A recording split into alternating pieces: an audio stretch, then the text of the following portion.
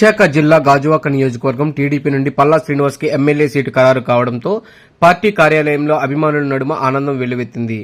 Party కార్యకర్తలు, అభిమానులు పల్లాకు పుష్పగుచ్చాలు అందజేసి అభినందనలు తెలిపారు. ఒక్కసారిగా గాజువాక ప్రాంతంలో పెద్ద ఎత్తున పండుగ వాతావరణం నెలకొంది. చంద్రబాబు నాయుడు గారు తెలుగుదేశం పార్టీ జాతీయ అధ్యక్షులు, మాజీ ముఖ్యమంత్రి వర్యులు నా మీద నమ్మకంతో గాజువాక సీటు కేటాయించడం వారికి నేను ప్రత్యేకంగా ధన్యవాదాలు తెలియజేస్తున్నాను. మరి ఏ నమ్మకంతో అయితే ఇచ్చారో ఆ నమ్మకం ఒమ్ము కాకుండా నేను ముందు ఈరోజు ప్రజల్లో వెళ్తాను. తప్పనిసరిగా ఈ గాజువాక సీటు గెలిపించి వారికి నేను కానుక ఇస్తానని చెప్పేసి ఈ సందర్భంగా గెలిచి ఆయనకి నేను కానుక ఇస్తానని చెప్పేసి తెలియజేస్తున్నాను. అలాగే పవన్ కళ్యాణ్ గారు కూడా ఈ సందర్భంగా ధన్యవాదాలు తెలియజేస్తున్నాను. ఎందుకంటే వారు ముందు ఇది వారికి తీసుకుంటారేమో అనుకున్నాం. చాలా అందరూ కార్యకర్తలు, నాయకులు అందరూ కూడా డౌట్లో ఉండేవారు.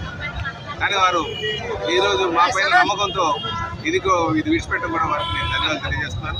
అలాగే ఈరోజు మేము ఏదైతే ఈ సమస్యలతో ఉన్నారో ప్రజలందరికీ, గాజువాక ప్రజలకి అనేక సమస్యలు ఉన్నాయి. ఆ సమస్యల మీద నాకు పూర్తి అవగాహన ఉంది.